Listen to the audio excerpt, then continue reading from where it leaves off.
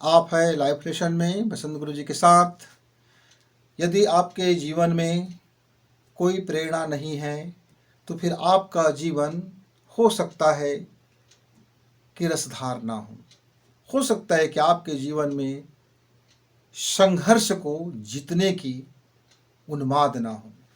यह भी हो सकता है कि छोटे छोटे तकलीफ़ों में आप हथियार डाल देते होंगे। यह भी हो सकता है कि आप जीवन में सदैव समर्पण ही करते होंगे, संघर्ष की जगह में समर्पण को ही चुन लेते होंगे। यह भी संभव है कि आप निराश, हताश और मुंह लटकाए हुए, चेहरा लटकाए हुए ऐसे मरियल से दिखने वाले नौजवान होंगे।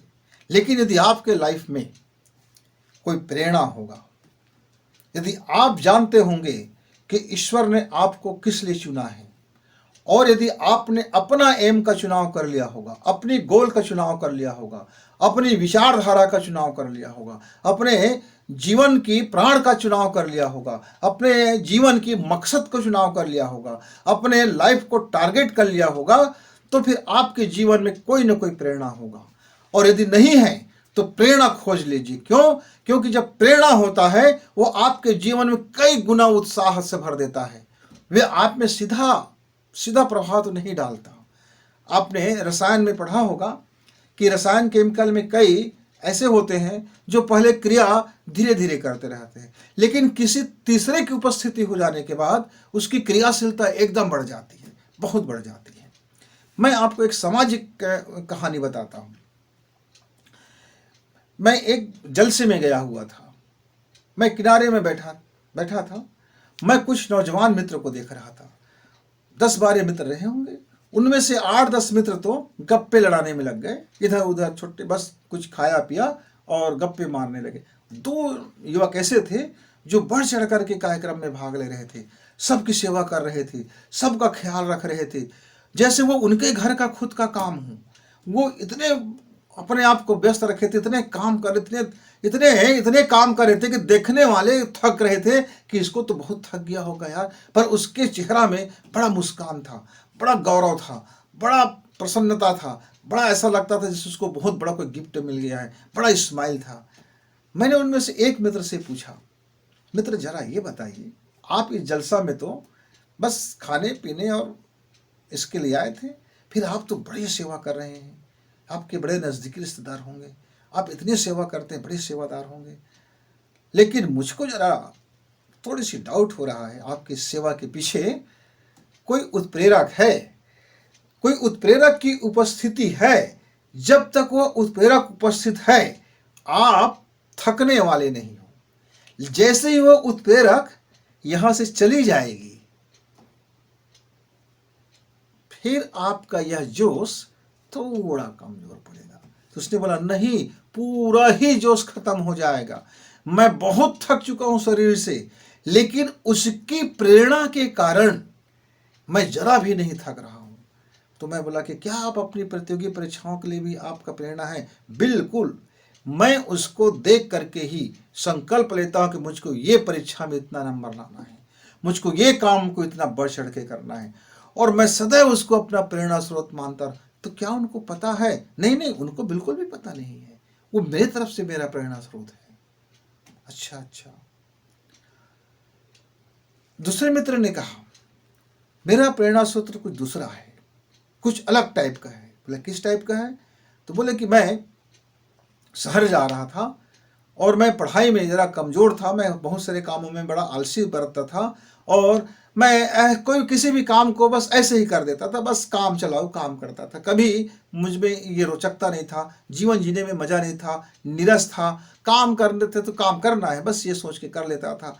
लेकिन मैंने देखा कि एक व्यक्ति जिसका दोनों हाथ कट चुका था, वह अपने पैर से वह लिखता था, उस पैर से अपना कपड़े भी पहनता था, उसी पैर से वह नहाने का भी काम कर लेता था, उसी पैर से वह अपना फेस को भी धो लेता था, यानी सारा काम हाथ का जो था वह पैर से करता था। और जरा भी तनिक भी उसके चेहरा में कोई म्लान नहीं, कोई मलिनता नहीं, कोई दुख नहीं, और वह तैयारी भी करता था और गजब के नंबर भी लेके आता था। वह कभी किसी का सपोर्ट नहीं मांगा, वह खुद अपनी उत्तर पुस्तिका अपने पैरों से ही लिखा करते थे। वह अपने कंप्यूटर भी अपने पैर से चलाते थे। तरह तरह की चीज़ों का उन्होंने जुगाड़ कर लिया था कि कैसे किस चीज़ को करना है, कैसे, मतलब वह आत्मस्वावलंबन इतना ज़बरदस्त था। उतना तो मैं हाथ वाला व्यक्ति नहीं था, मैं सब संपन्न होते व्यक्ति नहीं था। वो जबकि एक गरीब परिवार का व्यक्ति था, मैं तो संपन्न परिवार का था। उनके माता पिता भी नहीं थे, मेरे तो माता पिता भी थे, मेरा तो भाई, मेरे तो सारे परिवार है, पूरा है, सामाजिक सरोकार है, मेरे सामाजिक लोग हैं, मेरे घर में पावरफुल लोग हैं।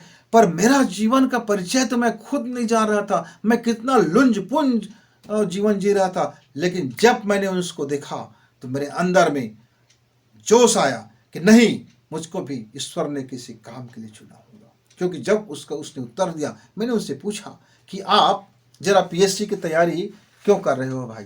तो उन्होंने कहा कि ईश्वर ने मुझको समाज कल्याण के लिए चुना है। मैं जिला में बैठ करके, एक पावरफुल जगह में बैठ करके अपने शक्ति का सदुपयोग करूं, अपने माइंड का सदुपयोग करूं, अपने समय का सदुपयोग करूं, अपने ज्ञान का सदुपयोग करूं। इसलिए ईश्वर ने मुझको चुना है और वह पद मेरे लिए ही है, क्योंकि मैं उसकी काबिलियत रखता हूं, मैं परिश्रम करता हूं, मैं उसकी योग्यता रखता हूं।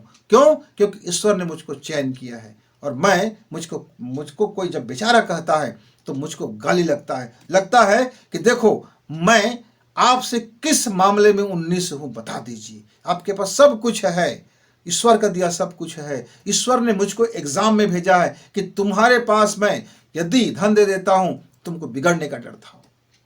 एक एक चीज को उन्होंने वेरीफाई किया कि ये सारी चीजें जिसको हम लोग शान शौकत के लिए हम रहते, उसने कहा कि इसलिए ईश्वर ने मुझको नहीं दिया, और मुझको हीरा बनाना था उसको, इसलिए मुझको बड़े खराब तराश के मुझको मौका दिया है। मित्र, मैं जब भी उनको, मैं आलसी आता है, मेरे जीवन में कोई कठिनाई आता है, मैं जब कभी कोई अपने आप में फेलियर होने लगता हूँ, तो मैं उनको याद कर लेता हूँ।